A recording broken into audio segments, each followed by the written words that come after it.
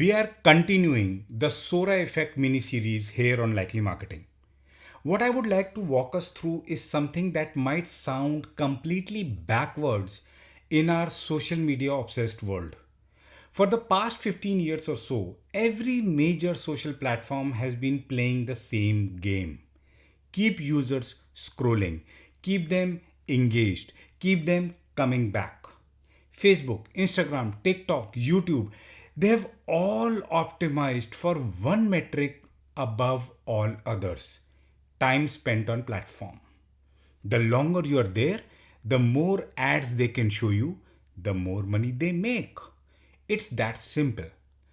But OpenAI, with its Sora 2 app, is doing something very counterintuitive. That's the heart of the Sora effect, prioritizing creativity over compulsive engagement. They are building in features that actively discourage doom scrolling. They are limiting how much content you can even see in a day. And this got me thinking, what happens to marketing, to brands, to the entire playbook we have built over the last decade when platforms start working against viral reach instead of for it? That's what we are diving into today. Because this isn't just about one quirky new app. This is a very unexpected way of looking at social media that's already happening. And if you're a marketer, a brand owner, or anyone trying to reach people online, you need to pay attention to this.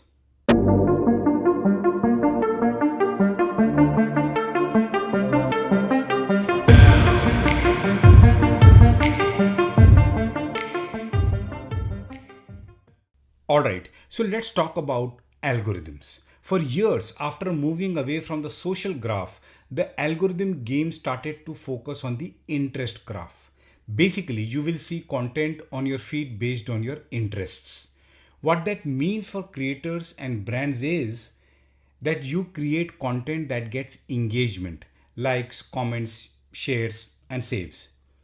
The more engagement you get, the more the algorithm shows your content to people. If that happens quickly within a narrow span of time, you have a viral content. Your post gets shown to millions of people who don't even follow you. That's a dream, right? Create that one viral moment that puts you in front of millions of eyeballs. But Sora is flipping this entire model on its head. Their algo doesn't prioritize viral potential at all.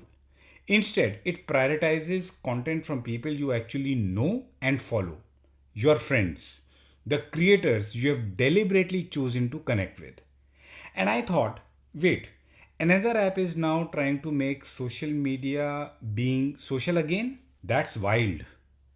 This is the opposite of what TikTok does.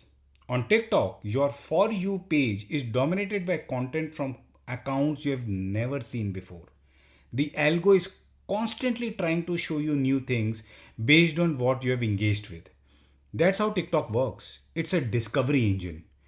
It's the same with Instagram Reels or YouTube Shorts.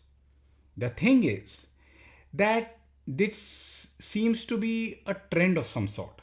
We are seeing major platforms start to shift in this direction too. Facebook recently announced that they are pivoting back to community first engagement. After years of flooding people's feeds with suggested posts and content from pages they don't follow, they are re emphasizing your actual social graph. Posts from your friends and family are getting prioritized again in the feed. Instagram has been tweaking their algo too. They are now weighing retention and relevance more heavily than raw impressions. It's not just about how many people saw your content, it's about how many people actually stuck around to watch it or came back to your profile afterwards. YouTube is moving away from being the discovery platform. It is putting more emphasis on subscriber content in the home feed. They're finding that people are more satisfied when they see videos from channels they've chosen to follow. Even LinkedIn jumped on this trend. The recent algo changes favor expertise and meaningful professional relationships over viral content.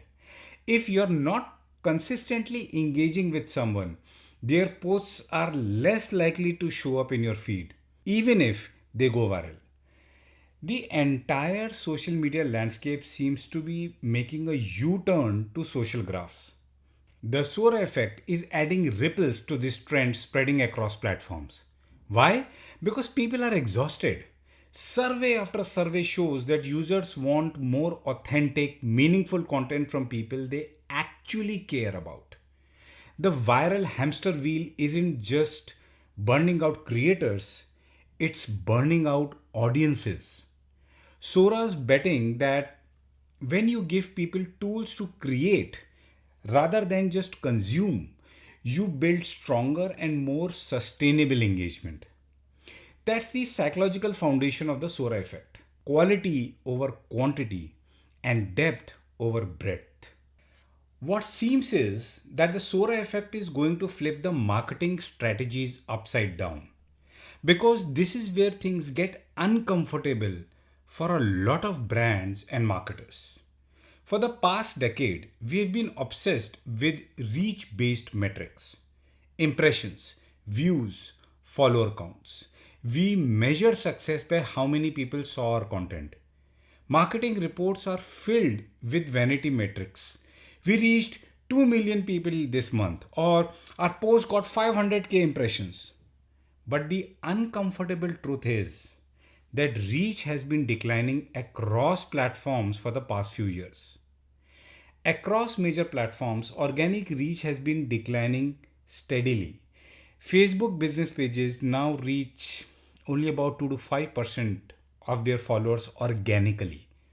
Insta engagement rates have dropped under 1%. Even TikTok, which is known as the viral video kingmaker, is seeing creators struggle to maintain consistent reach as the platform is maturing. X has become a complete wild card. The algo changes every few months, and organic reach has become incredibly difficult. LinkedIn has actually been one of the better platforms for organic reach, especially if you are posting personal content rather than company posts. It's clear that Sora is trying to move away from this trend and capture a good chunk of the social graph white space. We are now talking about a platform where viral reach isn't the goal. Your content primarily reaches people who specifically chose to follow you, not random users who might engage for half a second. This creates a different kind of mid tier squeeze. It's interesting, right? We've been seeing mid tier squeeze happening in the past episode as well. On one end, you have brands that can afford massive paid media budgets. They'll buy their way into feeds regardless of the algo changes.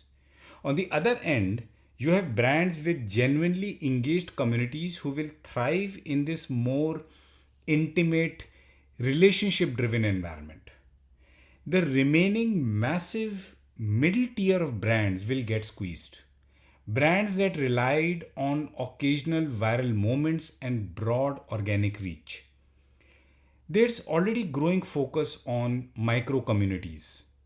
According to some estimates, micro influencers are seeing engagement rates 2.5 to 6 times higher than macro influencers. TikTok micro influencers, average 8.2% engagement versus 5.3% for macro influencers. Why? Because smaller, more targeted audiences actually care about the content. They are not just passive scrollers, they are active participants. This audience intimacy lies at the core of the Sora effect. Creators with 20k followers are delivering better business value than the ones with 500k followers. Nano influencers on Instagram often have engagement rates above 5%, while celebrity influencers are ranging between 1 to 2%. OpenAI is trying to take advantage of this. Now, If you look at the creator commerce, there's already a shift happening from traditional paid advertising to creator partnerships and revenue sharing models. YouTube has had its partner program for years, but now we are seeing similar models everywhere. TikTok launched their creator marketplace and shop affiliate programs. Insta has creator subscriptions and affiliate tools. Even LinkedIn is set to be testing creator monetization features. This means that the line between advertising and content is blurring completely. Instead of running ads, brands are partnering with creators on revenue sharing deals. The creator makes content featuring the product and they earn a percentage of sales. It's more authentic, more effective, and measurable. Being a new app on the block, Sora has the advantage of building this into their platform from day one. They are creating tools for creators to easily monetize through partnerships and affiliate relationships. No ad cluttering the feed, just creators sharing things they genuinely use and love with transparent partnerships. That's precisely what the Sora effect aims to normalize. But this changes everything for brands and marketers, right? A complete rethink of approach is required. The approach of spending money on ads for conversion and organic for reach won't be much effective. You need to build actual relationships with creators. You need to find people whose values align with your brand. You need to give them creative freedom. You need to think long term, not campaign by campaign. It's hard and messy. It won't scale the way traditional marketing does, but it works in its own way. Look at platforms like Blue Sky. It's growing rapidly as an alternative to X. We are seeing even more emphasis on authentic community building. Blue Sky's decentralized model means there is no central algo trying to optimize for engagement. It's purely chronological, purely social. Successful brands on the platform are focusing on real conversations, not broadcasting marketing messages. In practical terms, it means moving beyond reach, follower numbers, and views. It's time to shift focus to engagement quality, conversion rates, and actual business outcomes. It also means permission first marketing, building owned channels, email lists, SMS subscribers, or private community groups which you ask your target audience to join out of choice. Creating a virtual place for your brand where you are not at the mercy of an algo. And it means you need to start thinking about creator partnerships as your primary channel, not a nice to have experiment. This is uncomfortable for a lot of business leaders, brands, and of course, marketers because it requires giving up control. But that control was always an illusion anyway. The algos were always in control, not you. They still will be, but now you have a better opportunity to use it to create your own community outside of it. The Sora effect highlights the engagement paradox, which, by the way, has significant potential. The engagement paradox means that reach of your content is limited by design, which might actually be good for business. It's counterintuitive, but it makes sense. Think about it this way. Would you rather have a post that reaches a million people where 99% scroll right past it? Or would you rather have a post that reaches 10,000 people where 30% actually stop, engage, and take action? Those people who are more likely to convert or make repeat purchases or recommend you to others are more valuable, right? This is what is happening across platforms now. Brands are focusing on creating niche communities on TikTok and are seeing better ROI than chasing viral moments. Insta is similar. YouTube has known this forever. Their most successful creators aren't necessarily the ones with most views, they are the ones with most engaged, loyal communities. There's a clear and gradual move from brand awareness to brand loyalty, from customer acquisition to customer retention. Sora's model seems to be optimized for this. By limiting viral reach and focusing on tight communities, they're creating an environment where brand loyalty matters more than brand awareness. Brands are already adapting their strategies to this shift, and it is visible across platforms. Online communities in the form of private Facebook groups, closed LinkedIn groups, or Discord servers are growing. On LinkedIn, the most successful B2B brands aren't posting generic company updates anymore. They're empowering their employees to build personal brands and engage authentically with their networks. Even on X, where it's quite chaotic, brands that focus on genuine engagement with their existing followers, responding to comments, and having real conversations are getting better results. Platform agnostic marketing strategies are a norm now. So is building own channels like knowledge hubs or gated communities. Email marketing has regained popularity.